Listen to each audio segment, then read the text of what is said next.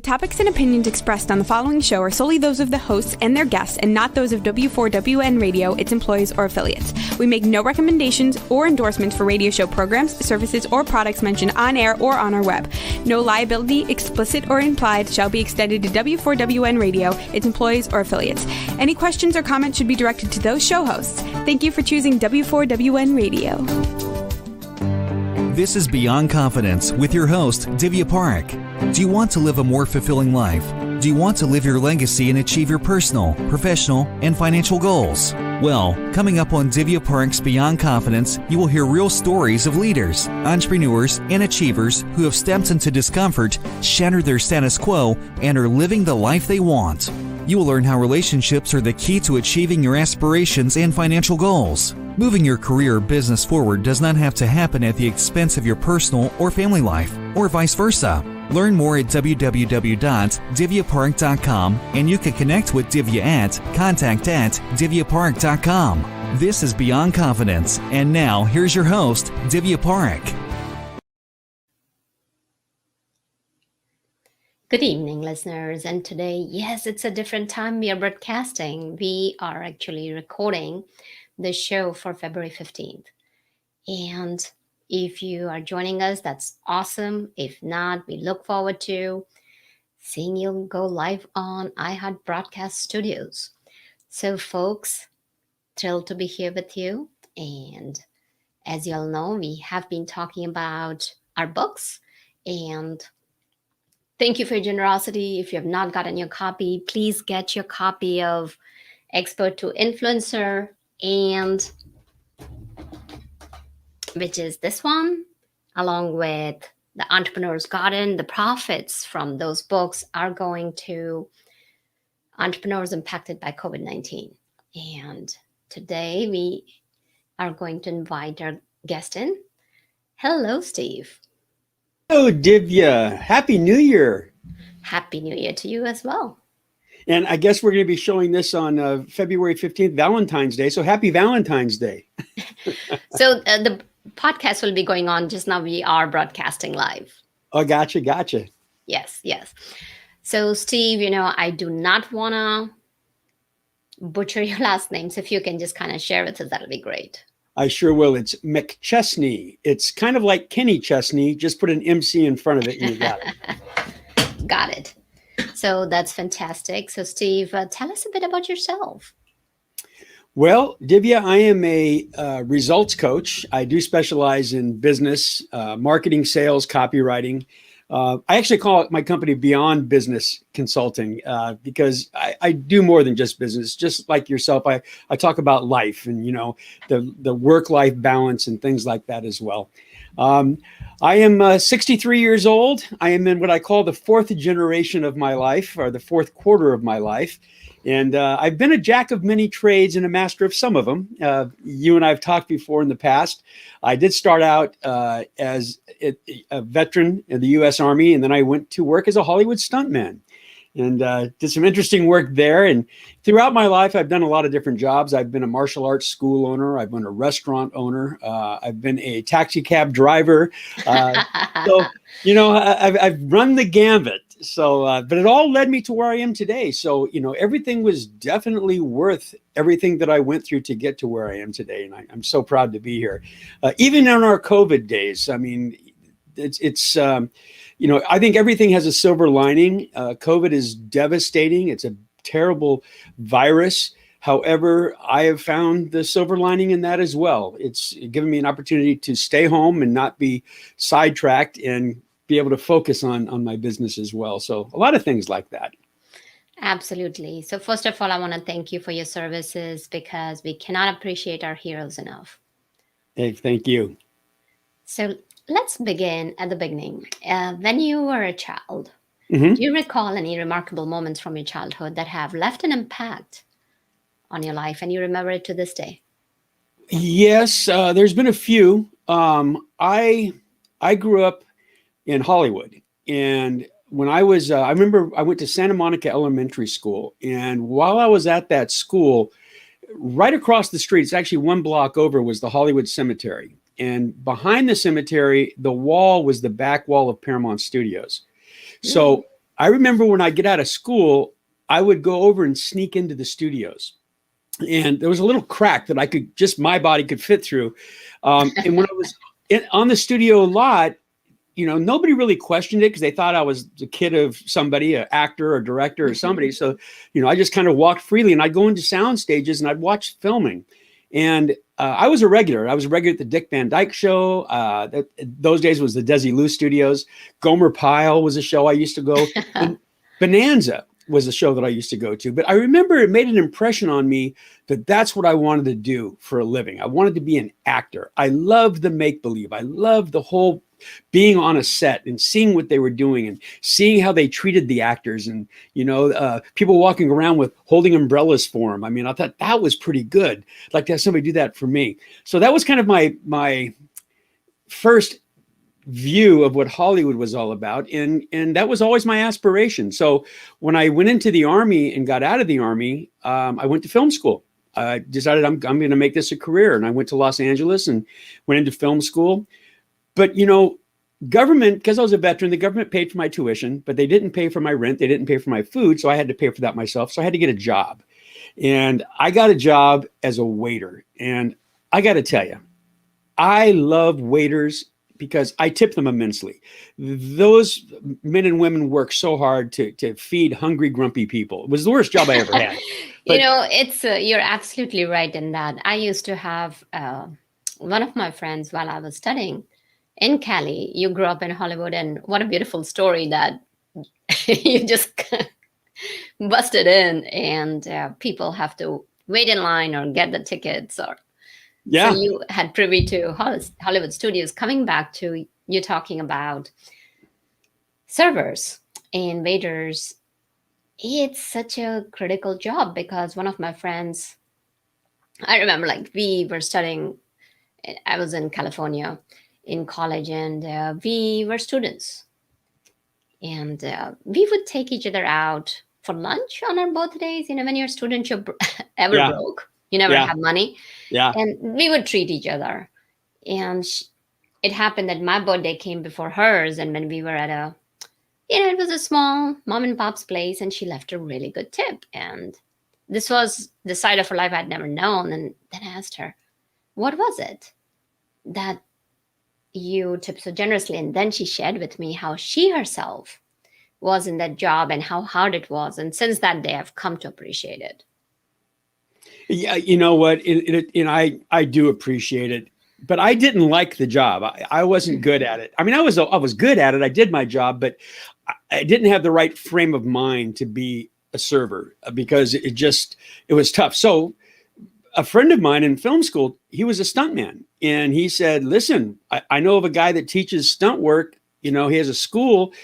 Probably you like that better than being a waiter, and you'll make more money, and I said, I'm in. Tell me all about it. So he told me about the school in Chatsworth, and I went there, and the instructor's name was Kim Kahana. And Kim happened to be Charles Bronson's stunt double.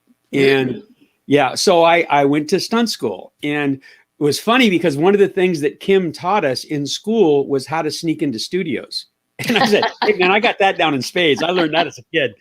So, I mean, it worked because I snuck into Universal Studios, and they were filming Battlestar Galactica at the time. And Lauren Green was one of the stars of that show. And Bonanza was one of the series I used to watch him film when I was a kid. And I gotta stop you here, Steve. So tell me, now you're not that kid who can get through the cracks. What was your secret of sneaking into the studios? Believe it or not, those guards, well, I don't know if I should even say this because everybody's going to try to do it. but the guards at the gate, it's like anything else. I think it's just like in life. If you show a lot of confidence and you just look like you belong, they don't question you. You do have an issue trying to drive in. If you drive in, you've got to have a pass waiting for you at the gate. But if you walk in, I just wait for a group of people to start walking through next to the guard gate, and I just kind of join them and just walk right in with them, So, but I mean, again, it's the confidence. If you have the confidence, like anything in life, you get away with a lot of things if you have a lot of confidence. But anyway, so I went in on that set was Lauren Green. So and it was a closed set, and a closed set means that nobody's allowed into that set unless you're working it. And so I went in there and a production assistant stopped me and he said, "Can I help you?" And I said, "Yes, I'm here to see Mr. Green." And he said, "Okay, what's this about?" And I said, "Well, he's an old friend of mine." And he said, "Yeah, right." Excuse me. He said, "Right, yeah, okay, you're gonna have to leave." And I went, No, he's an old friend of mine. I'm flailing my arms. And Lauren Green's sitting in his director's chair and he sees this and I'm kind of pointing at him and he waves us over. Production assistant wasn't very happy, but he did it. So we walked over and I said to him, I said, "Mr. Green, you probably don't remember me, but when I was a kid, I used to visit the Bonanza set." And he looked at me and he goes, "Stevie?" I went, "Yeah." Hugged me. "What are you doing?" I said, "I'm in stunt school. I'm trying to become a stunt man." And he said, "Do you have your SAG card yet?" And I said, "No, not yet. I'm still working on that." He said, "Gonna handle it." He got me my first job on Battlestar Galactica. I got punched. I got my SAG card. So that's kind of started it off. All right, you got to tell me, what's a SAG card? Screen Actors Guild. It's the union that actors belong to. And in California, it's not a right to work state. It's a union state. So a production company can't hire you unless you're a member of the union. You can't become a member of the union unless you've been hired to work someplace. So they have what they call a Taft-Hartley Act. And a Taft-Hartley Act is the only way a producer can get away with hiring a non-union person. And it's only if they have to have it right now and they don't have a union person that can do it. So that's what they did with me. He got me a job right then and there to get punched. And they didn't have a stuntman on set to get punched. Hired me, got my SAG card. So, and that allows you to work. That's what gives you the right to work in the business. And so I ended up doing over 350 movies and TV shows. But I'm going to go back just a little bit once again to my childhood, because you asked if there was something that stood out in my mind. One of the other things that stood out in my mind, there's a hotel called the Harvey Hotel, and it's on Santa Monica Boulevard. Again, not too far from my school. But I didn't know it at the time as a kid, but behind that hotel was a private studio for recording. And so, I investigate everything as a kid. So I'm going through alleys and everything else. Well, I'm back there and there's this guy and he's having a cigarette. And I'm walking around. He goes, "Hey, kid." And I said, "Yeah." And he goes, "Come here, man. I want you to listen to something." I don't know any better. This is like somebody handing me candy or something. But he said, "I want you to listen to something." I said, "Okay." So we go into this studio, and it's a recording studio.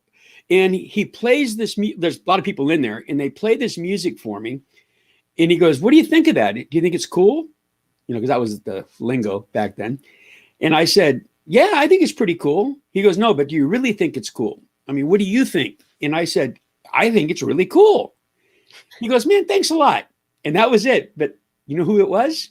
It was Peter Fonda, and they were doing the music for Easy Rider. Oh, wow. So Peter Fonda asked me to come listen to the music. What an amazing thing for a kid. What are the odds? What are the odds? So, yeah. So anyway, Hollywood was where my stomping grounds were, and the movie business was where I was at. But I ended up getting hurt, and that ended my career. Didn't need to. I mean, I had made it in Hollywood. I most of my stunt buddies, they'd all broken their bones. They were wired. And that was part of the deal, being a stuntman. But to be honest, it was a pain I never wanted to go through again. So I gave up my stunt shoes. And I stayed in the entertainment business for a while. I became a talent manager, and I had celebrity clients. I got to travel the world. I got to see some amazing places. And the thing about traveling the world, I got to see a lot of different lifestyles. I mean, so go ahead. Let's go back to your stuntman. Okay. Time. Do you recall any times, or can you share who you have been a double for, and something that's remarkably about that person, celebrity, or a couple of stories there? Because I'm sure our listeners would enjoy that. Yeah. Well, I've never been what they call a stunt double. I didn't double any actors. I was usually a guy that was driving a car in a car chase.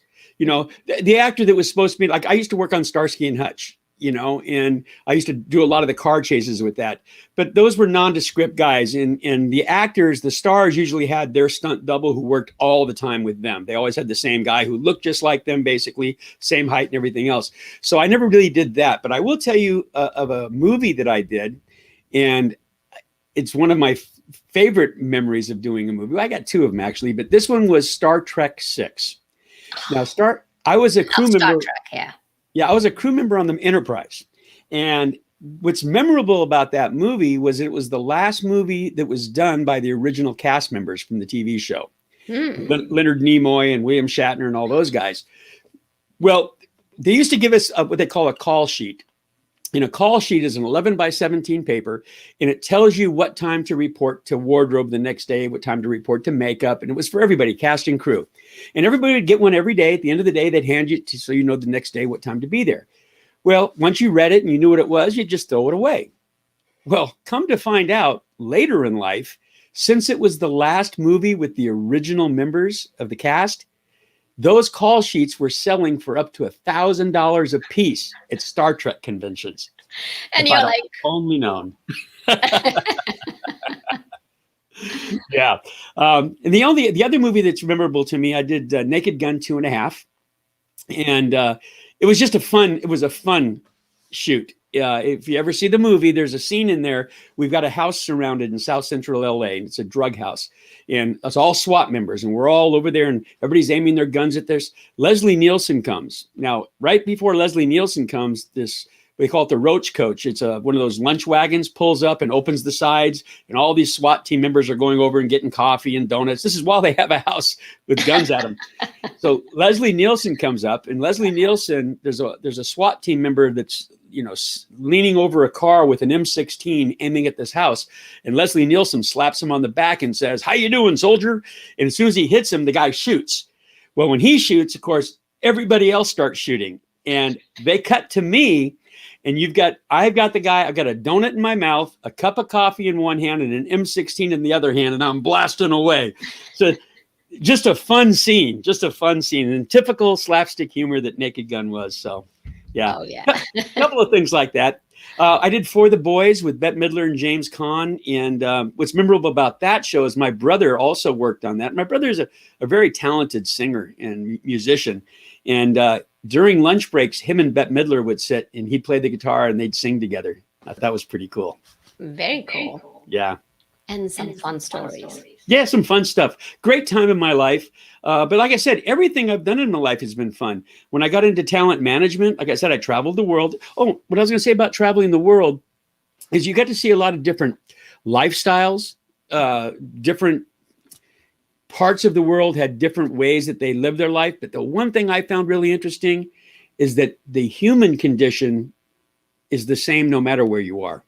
Some of the other things change. Some of the beliefs change, the values change, but the human condition, people are motivated by the same things no matter what part of the world you're in. We're all motivated by fear. We're all motivated by love. We're all motivated by generosity. And I thought that was pretty interesting and I think a great thing, a good thing. Yeah, you're absolutely right. Like in my time when I was coaching internationally, and coaching across 6 continents, and it was surprising, people coming from different culture, coming from different races, and yet the underlying motivation, that empowerment, inspiration, it remains the same. And so many people forget that. That's what ties all of us together. And that connectivity, that interconnectivity between humans is so precious. So you did bring up a really solid point there. It really is precious. And especially in the United States right now, I mean, the country is very divided. And I think a lot of people spend a lot of time thinking about the things that divide us, when in reality, if they just focused on what made us similar, it would be so much better, because we do have more things that are similar than those that divide us.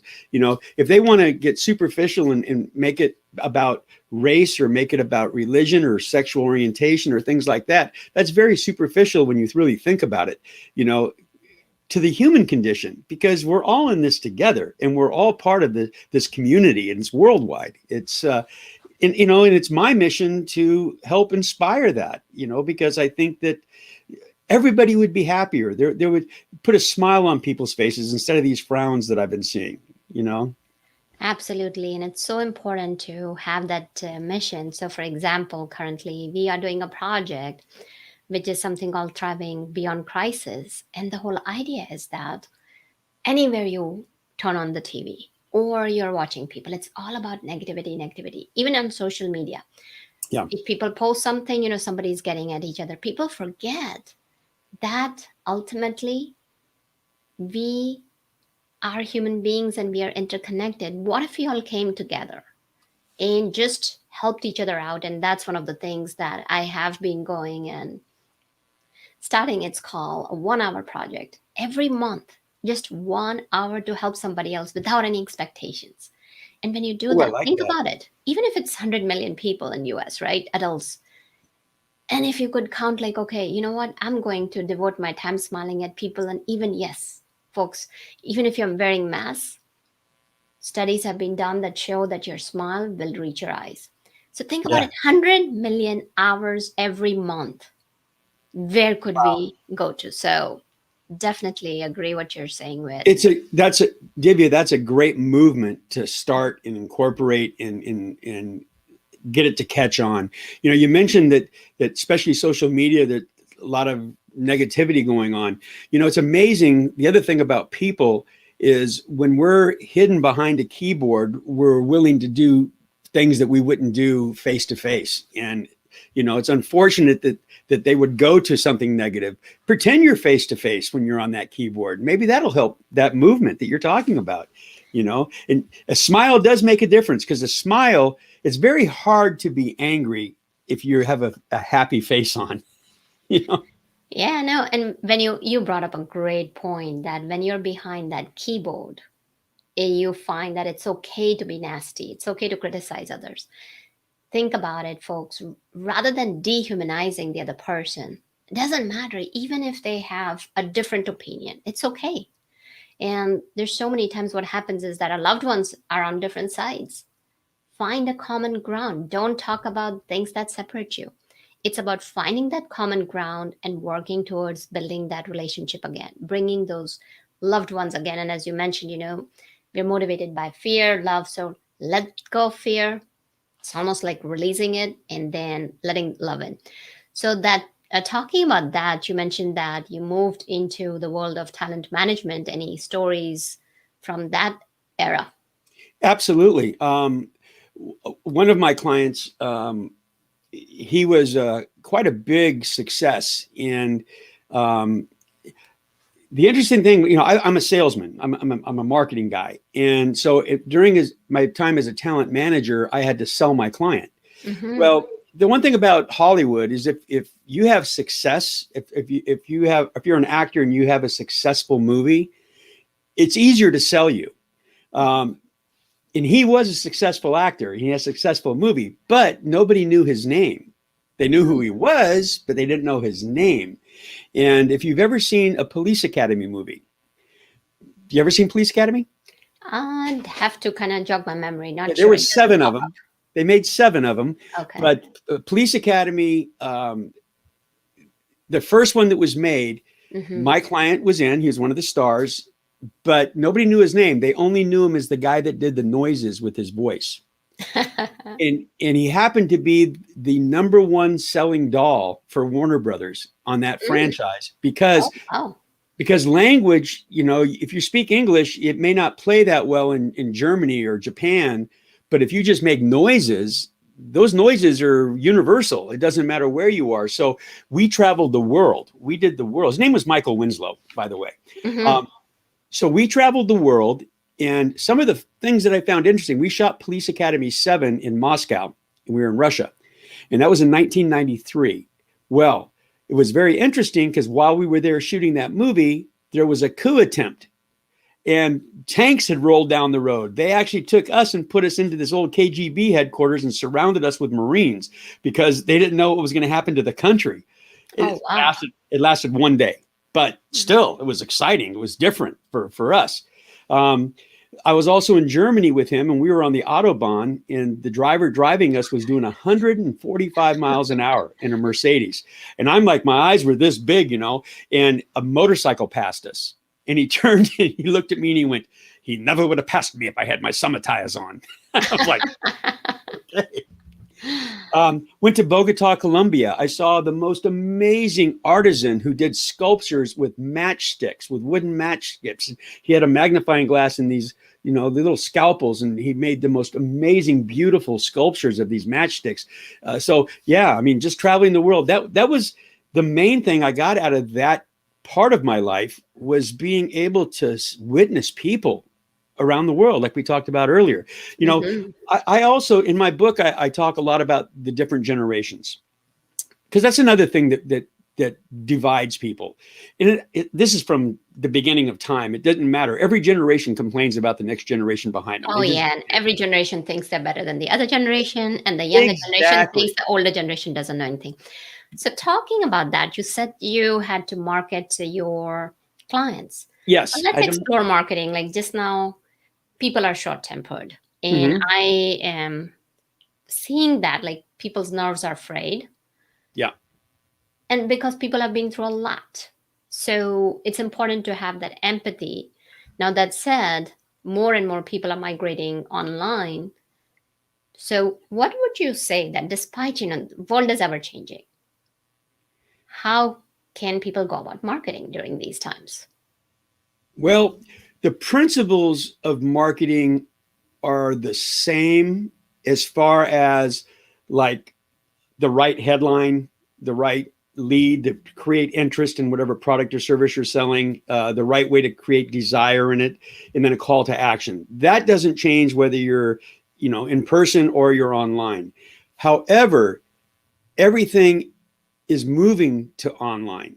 Now, COVID made it happen faster, but it was already on its way there. But COVID made it faster, so that now everybody is online. And if you think about it, a lot of this is being, I don't want to say it's being driven. We talked about generations. It's being driven by Generation Z, our newest generation. The oldest Generation Zer right now is about 24 years old. They're just coming of age. They've never lived on this planet without Amazon. They are completely into technology. So that's why, I said, we were already heading online before COVID, but now that COVID is here and that generation's coming of age at COVID, you're going to see that marketing has to be changed completely to an online situation, to a virtual world. Again, it's because they were already heading that direction. But now marketers or businesses have to think about, how am I going to do that? Well, you see it happening right now. There's a brand new app out called Clubhouse. And Clubhouse is all about, you can't type anything, you've got to talk. And you're in virtual rooms talking with other people. Well, I think Generation Zers prefer that. They'd rather be online doing that than going to a networking event someplace. So it's happening here. We're just seeing it slowly but surely. But, like I said, the principles of marketing are going to be the same. You still have to be able to, find a prospect. You got to get them to know, like, and trust you. And then you've got to be able to sell them. I mean, marketing is acquiring the prospect. Selling is being able to get them to buy your product or service. So they're two different things. But right. And you mentioned something very critical, that the principles remain the same. And yes. When you move from thinking of marketing and selling to serving, then the whole equation and dynamics changes. For example, let's say if somebody wants to market to Z generation, and rather than telling them the benefits and features and pushing it down their throat, if you come from a place that, how can I make these people's lives better? It makes everything so much easier. Like, not only product development, not only how you're marketing, how you are talking to someone. So would you like to shed some light on that? You see, you hit the nail on the head. And that's another thing about marketing and sales that remains the same. Anytime you're pushing the features and the benefits, a salesman is trying to talk you into buying something. No, you don't want to do that. You want to see how you can serve them. If they've got a problem and you've got a way to fix that problem, that's okay. But you don't do it by saying, you have to buy this from me.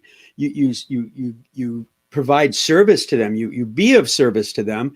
And if they like you, they're going to buy your product without you even selling it to them. Really, I mean, make them aware of it.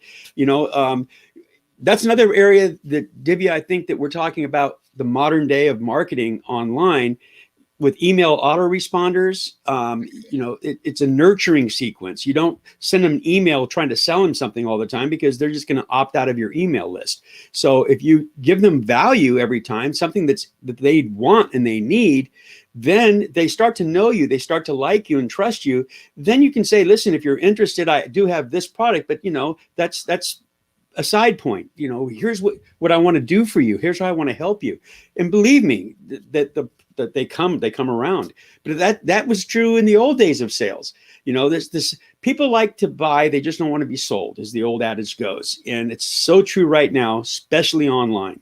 Now we have the ability to be face-to-face on Zoom or for StreamYard or wherever service you're going to use. And we're going to see more and more of this. It's not going away. If you look at some of the influencers like Tony Robbins, he's got a virtual room that he had built where it's no longer a live audience. It's a wall of virtual people that that come to his seminars and his webinars, but he's got, 10, 20, 30,000. That's why he has these giant walls that were built. But it's the way it's going. I watch TV. I just saw, one of the shows that I produced was with a wrestler, a WWE wrestler. And I just happened to turn on wrestling the other night. And I was amazed to look at the audience. There was nobody in the audience. They had TV screens in all the chairs. A virtual audience, It's cheaper for production companies. It's easier. There's a lot that's a plus to what's happening today. Absolutely. And that's the thing to look at. So when you're talking about the generational gap, can you talk about, especially what happens is if you don't speak the language of your audience that you're speaking to, that makes completely no sense to them. So can you touch upon a few pointers how to speak to different generations, especially Z, Millennial, and X? Yes. First, let me just say the generalities of each generation. And this isn't true for every single person of the generation, but in generalities, it is true. Baby boomers, which is my generation, we are a greedy bunch. It's all about what's in it for me. WIIFM. So if you're talking to a baby boomer, you definitely want to talk about what's in it for them, because that's just the way our values are and the way we were raised. And this isn't good or bad. It's just the way it is.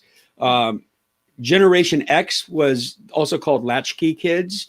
They were called latchkey kids because their mom and dad both went to work and they come home from school and nobody was home.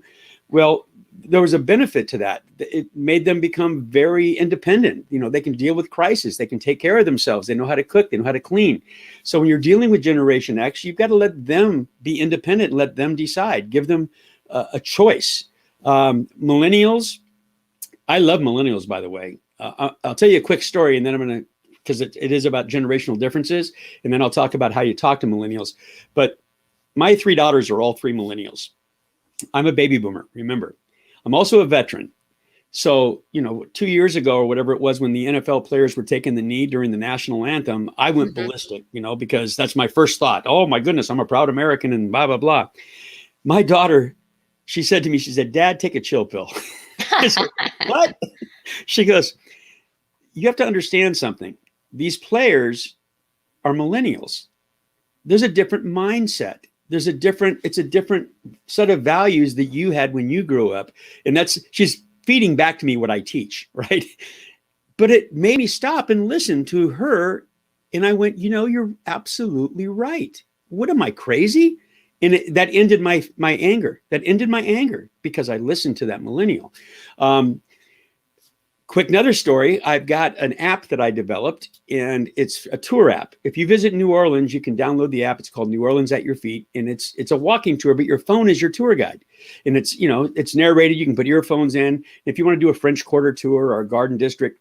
So we did this app, and I put a lot of money, a lot of effort, a lot of energy into it. We got it made. I'm having a conversation with my brother-in-law about marketing it. Mm-hmm. And I didn't realize, but his son, who's a millennial, was listening to our conversation. And in the end of the conversation, he said, I got to be honest with you, I wouldn't download that app. And I'm like, what? I just put all kinds of energy into this. And I said, why not? He goes, well, I'm all about technology and I have my phone with me all the time, but I don't want to follow a tour app that takes me from point A to point B. I'd rather just walk around the city and whenever I'm near something cool, have my phone text me and I can push a button and read all about it. So I created, it's called a geo app. I created the app. It's with geofencing. It's our number one selling tour on my app because I listened to a millennial. My baby boomer mind didn't think of that. His did. So we have to listen to our millennials. Now, how do you talk to them? Well, first of all, you need to understand their language. They don't like email. They don't do Facebook anymore because parents are on it. But they do like. It's totally uncool. Yeah. That's exactly right. But what they do like is they like text messaging. So anybody that's smart in business out there is going to find a way to use text messaging if they want to reach the millennials, because that's their preferred way of communication. Once you understand their preferred way, then it's easier to get into the conversation that's already in their head, as they say. So that's one of the ways to talk to them. I would use hashtags when I talk to them because they recognize that as well. The one thing you don't ever want to do, and it's what we started this conversation with, you don't want to talk divisiveness. You don't want to talk disparagingly about anybody's skin color, their race, their religion, their sexual orientation, because millennials like all people. They love all people. They're not divisive like the baby boomers are. They are. It's great if you think about it. They are bringing something new. I that love the it. older generations can learn from them. They absolutely can. Now, if you look back at history, when I was growing up, it was in the 60s. And at that time, there was a lot of divisiveness in the country. There was the civil rights movement going on. There was the Vietnam War. So there was a lot of protests. A lot of things were happening. But what was really happening, when I look back at it, it was the traditional generation turning over the power to the baby boomers. That's when the baby boomers were moving into Congress and President Kennedy. So that's what was happening then. Well, if you look at today with all the divisiveness, I truly believe it's because we're transferring power again from the baby boomers to the millennials. And that's going to be good news for us because they are inclusive. They don't care about, like I said, your skin color or your sexual orientation or any of that stuff. They like all people. And I think that will translate across the world as they become more and more in power in Congress. I think this is the last time we're going to see a baby boomer president. I believe that starting in 4 years from now or 8 years from now, whenever Biden's done, that we're going to start seeing the younger generation moving into those. Remember, you have to be 35 to run for president in this country. The oldest millennial is now like 37. So it's going to happen. It's out of our hands. So anyway, that's millennials for you. Gen Z, like I said, they've never lived on the planet without Amazon. They are used to having things delivered to them. You see businesses like DoorDash and Uber and Lyft and those companies doing really, really well because it's immediate and they deliver to you. That's what Generation Z wants. Generation Z, depending on what part of the country they live in, they're not getting their driver's license so fast. At 16, it used to be when I grew up, you couldn't wait to be 16 so you can get a driver's license. Now, Generation Z is like, I'd rather take Uber or Lyft because I don't have a car payment. I don't have to pay for insurance. So they're a little more financially frugal when it comes to things like that. Depending on where they live, like I say. Now, if they live in suburbs way out, they have to have a car. Of course, they want one. But if you're in a city, a lot of them aren't getting that anymore. I think you're going to see more and more, apps. Like I said, Clubhouse is brand new, but I think in the next 5 years, we're going to see, we think right now Facebook is big and Twitter and all that. I think there's things coming that we have no idea how big they're going to get. Yeah, as you mentioned. Yeah. Some great points. And you mentioned about your books, Steve. So you want to talk about that? I do. My book is called Reorganizing Change, How You Market to an Ever-Changing World. Now, I wrote this book before COVID hit. I titled it before COVID hit. I had no idea. I just happened to get lucky because it was released in March of 2020, and that's when COVID hit. And so because of the title and because of the content, it did go to #1 in 5 different business categories on Amazon. So I was very proud of that. But it's just a fun, good book. If you're in business or you're a salesperson or you're in marketing of any kind, this book, I talk about the generations, but I also talk about communication styles, because you have to understand that too. We are all human, but we all have one of two communication styles. We either like bullet points or we want details. Most people want the bullet points, but you have to know who you're talking to. If you're giving them details and they only want bullet points, you've lost them after about 30 seconds. So I talk about that in the book. I talk about motivators, what motivates us. We talked about earlier, fear, love, greed, generosity, ego. Those are all motivators and how you use them. I talk about copywriting, the headline, the lead, the body, and the call to action. And I talk about social media up until the point when I wrote the book, which included TikTok, by the way. So it's just a good, well-rounded book. But the good thing about me coming from an entertainment background is I knew that even writing the book, I wanted the book to be entertaining. Because I think that if you're entertained while you're reading, especially nonfiction, you learn a lot because it sticks with you because you had a good time, So there you go, Rearranging Change. Absolutely. And if anybody wanted to reach out to you, what's the best way to do that? Well, I'll give you a couple of things. If you like the book, obviously Amazon carries the book. If you need a copy that you want to hold in your hand, if you want a free copy, a PDF, you can go to rearrangingchange.com. And I'd be happy to give you the book for free right there. If you want to learn more about me and my coaching, go to stevemcchesney.com. Just like the spelling that I have, McChesney, just like Kenny Chesney with an MC in front of it, but stevemcchesney.com, and you can see all about the coaching. You also can see the other books. I've written 4 books, and all of my books are there. My podcast is there. I have a podcast called Rearranging Change. It all goes hand in hand with the book. And boy, change is happening, isn't it? Divya? Change is the name of game, and that's our new normal. It really is. It has been our actually normal if you kind of think about it for past couple of decades, especially with the advent of internet in 80s. Yes. And as you were talking about intergenerational, because every generation is defined by the social issues and the media they have been exposed to.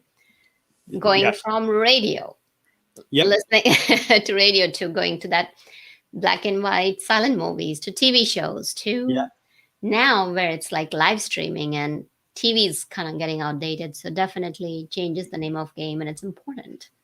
And it's always good. I think it's always good. It doesn't seem good at the time when it's changing, but in the end, I think it's always good.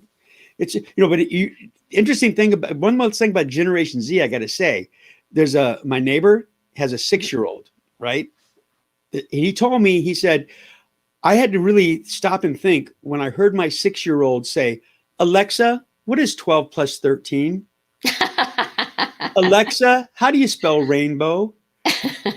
It's different. When we grew up, we had to do homework. We didn't have, our smartphone or Siri or Alexa to answer questions for us, because talk about change. That is the new normal for that generation. We do things with voice now. We don't, and I don't know if that's good or bad yet, but I guess it's all good. Like I said, change is going to happen whether we like it or not. Absolutely. And talking about the story that you mentioned about a 6-year-old, I just recently saw a clip. It was so funny that here is this guy, before he leaves for his job, he tells his Alexa or whatever voice activated system in the house, keep the temperature at so and so. And then he goes to dentist, and he comes back from dentist. He's standing in front of his door and he says, open door, because his voice has been changed. And he has had a couple of numbing injections, and he goes, open the door. And of course, the voice says, do not recognize it. He's standing there drenching. And then they show somebody else, like his neighbor. She's opening her door with an old key and walking in. So there is no right or wrong. It's no right or wrong. Change, like you said, and it's about being resilient, adapting, and just going with it. Go with it, accept it. It's funny. You bring up his mouth was full of marbles and open the door. I'm surprised that they didn't go, calling 911. Intruder.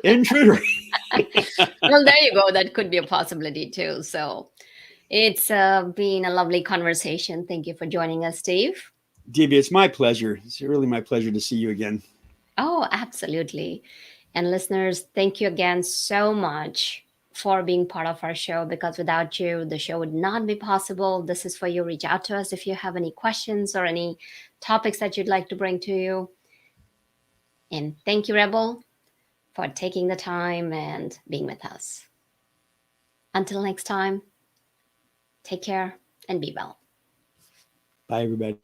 Thank you for being part of Beyond Confidence with your host, Divya Parekh. We hope you have learned more about how to start living the life you want. Each week on Beyond Confidence, you hear stories of real people who have experienced growth by overcoming their fears and building meaningful relationships. During Beyond Confidence, Divya Parekh shares what happened to her when she stepped out of her comfort zone to work directly with people across the globe. She not only coaches people how to form heart connections, but also transform relationships to mutually beneficial partnerships as they strive to live the life they want. If you are ready to live the life you want and leverage your strengths, learn more at www.divyaparekh.com. And you can connect with Divya at contact@divyaparekh.com. We look forward to you joining us next week, Monday, 8 p.m. Eastern Time.